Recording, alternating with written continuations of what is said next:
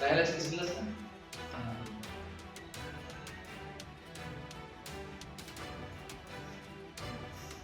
त्यामुळेच तर पण आपल्याला दुसरं काही काम आहे. पण मी काय म्हणतोय, सत्ता तुमची, सरकार तुमचं, आता विकासाच्या धोरणावरती बोला. टीका करणं पण लोकही कंटाळले. उठलं सुटलं 30 टीका, उठलं सुटलं 30 टीका, दुसरं काही प्रकारच नाही. एकच गोष्ट करायची, दुसरं काही कामच नाही. विकासाचं बोलत काय विकास? त्याला विकास कळला तर विकासाचं बोलेल ना. नमस्कार. जतचे आमदार गोपीचंद पडळकर यांनी नेहमीप्रमाणेच पुन्हा एकदा जयंत पाटील यांच्यावर गरळ ओकली आहे. या विरोधात राष्ट्रवादी शरदचंद्र पवार पक्ष युवकच्या वतीनं त्यांना इशारा देण्यात आलेला आहे. तो इशारा नेमका काय आहे या संदर्भात आपल्याशी बोलण्यासाठी जिल्हाध्यक्ष कोकरे आपल्याबरोबर आहेत. त्यांच्या प्रतिक्रिया आपण जाणून घेऊ.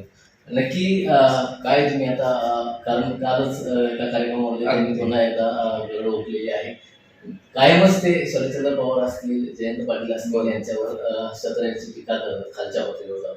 आता तुम्ही इशारा दिलाय, काय नेमका इशारा आहे आणि काय भूमिका? काय माहितीये, पडळकरांना एकच गोष्ट माहिती आहे की पवार साहेबांच्या वरती बोलायचं, प्रसिद्धी मिळवायची आणि त्यांच्या मालकांना खुश करायचं.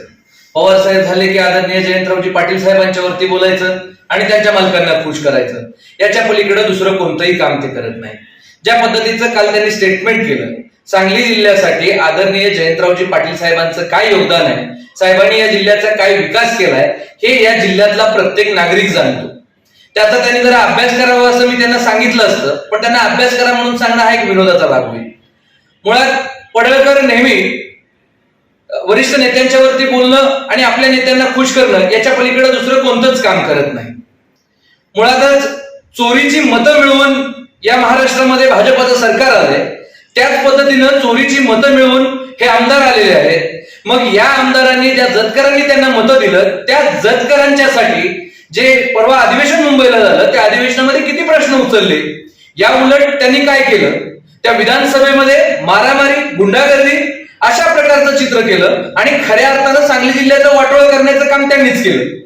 ज्या सांगली जिल्ह्याला इतिहास स्वर्गीय यशवंतराव चव्हाणांचा आहे, ज्या सांगली जिल्ह्याला इतिहास स्वर्गीय राजाराम बापूंचा आहे, स्वर्गीय पतंगरावजी कदम साहेबांचा आहे, स्वर्गीय आरारावांचा आहे, वसंतदादांचा वारसा असलेला हा जिल्हा आहे. या जिल्ह्याला गलिमा नेहमी महाराष्ट्राच्या हिताचं राजकारण इथल्या नेते मंडळींनी केलं. हे चित्र जिल्ह्याचं असताना या जिल्ह्यातील एखादा आमदार आपल्या जिल्ह्याचं नाक कापतो आणि त्याच्या पलीकडची वाईट गोष्ट ते ज्या समाजातून येतात असं सांगतात. त्याच धनगर समाजातून येणारे आमचे भाई गणपतरावजी देशमुख साहेबांनी अखंड महाराष्ट्राला एक आदर्श घालून दिला, एक आदर्शवत नेतृत्व केलं आणि त्याच्याच बरोबर विरोध बाजूने पूर्ण समाजाचं नाक कापण्याचं काम हे महाशय करतात. त्यांनी मध्यंतरीच्या काळामध्ये 2014च्या आसपास एक अखेर 14च्या शेवटच्या टप्प्यावर येत असताना 19च्या पूर्वार्धामध्ये अखेरचे लढे उभा केले. ते अखेरचे लढे का उभा केले तर त्याच्या खोलात जर गेलो तर इथल्या सगळ्या चळवळी मोडीत काढण्याचं महापाप त्या अखेरच्या लढ्यांनी केलं. या अखेरच्या लढ्याचं फलित काय तर हा अखेरचा लढा जाऊन थांबला तो त्यांच्या विधान परिषदेच्या आमदारकीपर्यंत. या अखेरच्या लढ्यामध्ये त्यांनी समाजाच्या सगळ्या चळवळी मोडीत काढल्या. त्यामुळे समाजाची चळवळ संपवण्याचं सगळ्यात मोठं महापाप देखील त्यांनी या निमित्तानं केलंय. कोणत्याही वैचारिक पार्श्वभूमी नाही, त्यांना कोणताही तत्वनिष्ठा, एकनिष्ठा अशा प्रकारची गोष्ट नाही. कारण राजकारणात येत असताना आदरणीय महादेवरावजी जानकर साहेबांचं त्यांनी बोर्ड धरलं, ते राजकारणात आले.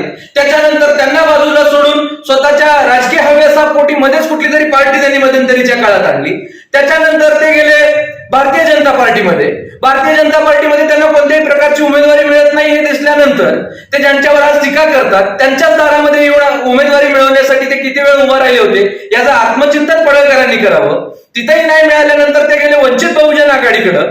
तिथून त्यांना इथल्या बहुजन समाजानं उमेदवारी दिली, मतं दिली. ज्या मुस्लिम समाजाबद्दल त्यांनी त्यावेळेला प्रेम भावना व्यक्त केली मतं मिळवण्यासाठी, ज्या गोरगरीब इथल्या बहुजन दीन दलितांनी मतं दिली आणि त्यांचाच नंतरच्या काळात सैराट करण्याची भाषा ही मंडळी बोलतात. त्याच्यानंतर तिथल्याही विचारांना खतपाणी दिलं, तिथेही ते बाजूला सोडले आणि तो पक्ष सोडून ते परत भाजपमध्ये गेले. म्हणजे कुठलीही विचारधारा नाही, कुठलीही तत्व नाही, स्वतःच्या राजकीय हव्यासापोटी जनतेला कशाही पद्धतीने वापरून घेणं, इथल्या युवकांच्या भावना भडकवणं, युवकांच्या मध्ये राग निर्माण करणं, जाती जातीमध्ये द्वेष निर्माण करणं, धर्माधर्मामध्ये भांडणं लावणं आणि आपला अजेंडा फिट करणं, याच्या पलीकडे पडळकरांना कोणतंही काम जमत नाही. आता तुम्ही मगाशी एक त्याच्यावर आरोप केला होता की केवळ स्वतःचं अस्तित्व निर्माण करण्यासाठी किंवा प्रसिद्धीच्या हव्यासापोटी ते अशा तऱ्हेची टीका करतात. अगदी खरं आहे. त्यांना माहिती आहे देशाचे नेते पवार साहेबांच्यावरती बोललं की मीडिया कव्हरेज देते. त्यांना माहिती आहे या राज्याचं सगळ्यात चांगलं नेतृत्व जयंतरावजी पाटील साहेब आहेत, त्यांच्यावरती बोललं की आपल्याला चांगली मोठी प्रसिद्धी मिळते, प्रसिद्धी मिळून आपले जे मालक आहेत ते मालक खुश होतील. या भूमिकेनं वारंवार नेत्यांच्यावरती बोलणं हे त्यांची भूमिका राहते. आणि त्याच्या पलीकडचं सगळ्यात मोठं कारण हे आहे की त्या माणसाकडे विकासाचं कोणतंच धोरण नाही. मग विकासाचं धोरण नसलेला माणूस फक्त नेत्यांच्यावरती टीका करणं याच्याशिवाय दुसरं कोणतंही काम करत नाही. आता तुम्ही एक इशारा दिला होता की त्यांनी आपली जागा ओळखावी, अशा तऱ्हेनं हव्यासापोटी एखाद्या नेत्यावर टीका करू नये, नाहीतर युवक राष्ट्रवादी त्यांची जागा त्यांना दाखवून देईल. नक्की खरं आहे. काय आहे, आम्ही मुळात यशवंतरावजी चव्हाण साहेबांचा वारसा जपणारी मंडळी आहोत. आमच्या पक्षाच्या नेत्यांच्या नेतृत्वांचे आम्हाला नेहमी आदेश असतात की आपण सभ्यतेने वागणारी मंडळी आहोत. पण आमच्या वरिष्ठ नेत्यांचा सन्मान राखून मी या ठिकाणी एक गोष्ट सांगतोय, आम्ही महात्मा गांधीजी नक्कीच वाचलेले आहेत. या देशाच्या स्वातंत्र्यासाठी गांधीजींचं योगदान आम्हाला माहितीच आहे. पण आम्ही सगळ्या युवकांनी भगतसिंग, राजगुरू आणि सुखदेव देखील वाचलेले आहेत. त्याच्यामुळं या लोकशाहीसाठी, इथल्या जनतेसाठी आम्ही वेळ आल्यानंतर आमच्यातला भगतसिंग, राजगुरू आणि सुखदेव जागा करू आणि योग्य त्या ठिकाणी योग्य ती उत्तरं देऊ. नक्कीच या निमित्तानं मी जसा गांधी वाचलेला आहे तसा भगतसिंग, राजगुरू आणि सुखदेव वाचलेला आहे. आणि त्यामुळं हा युवक राष्ट्रवादीचा जो कार्यकर्ता आहे, पदाधिकारी आहे, हे त्या जे आमच्या पक्षातील वरिष्ठांवर किंवा वरिष्ठ पातळीवरतील नेत्यांवर आरोप करतील, प्रत्यारोप करतील किंवा त्यांच्यावर हव्यासापोटी टीका करत असतील तर त्यांची जागा त्यांना आम्ही नक्कीच दाखवून देऊ, अशा तऱ्हेचा इशारा या निमित्तानं देण्यात आलेला आहे. मोहन राजमाने, नवराष्ट्र न्यूज, सांगली. त्याच्याकडे थोडी बुद्धिमत्ता असते तर ते मंत्री झाला असता. या अशा गोष्टी करते म्हणून त्याला काही मिळत नाही. मग काय नाही, राजकारणाला एक लेवल असते, प्रत्येक गोष्टीला एक मर्यादा असते. आपण कुठपर्यंत माझ्या या घडीत लेवल संपली आहे. काय ठेवलं नाही. आणि भारतीय जनता पार्टीने तर काय केले माहितीये काय, तिथं रोज एक पक्ष प्रवेश, दुसरं काहीच नाही. एक आता एक विषय आपण बसायसाठीच एक खुली ऑफिस आहे, तसं एक त्यांचा विभागच केलाय, पक्ष प्रवेश विभाग, परमनंट बोर्ड, परमनंट हेड. दुसरं काही नाही. आम्ही सुद्धा आता बघतोय नाही इथं राजकारण फार पुढे गेले आज.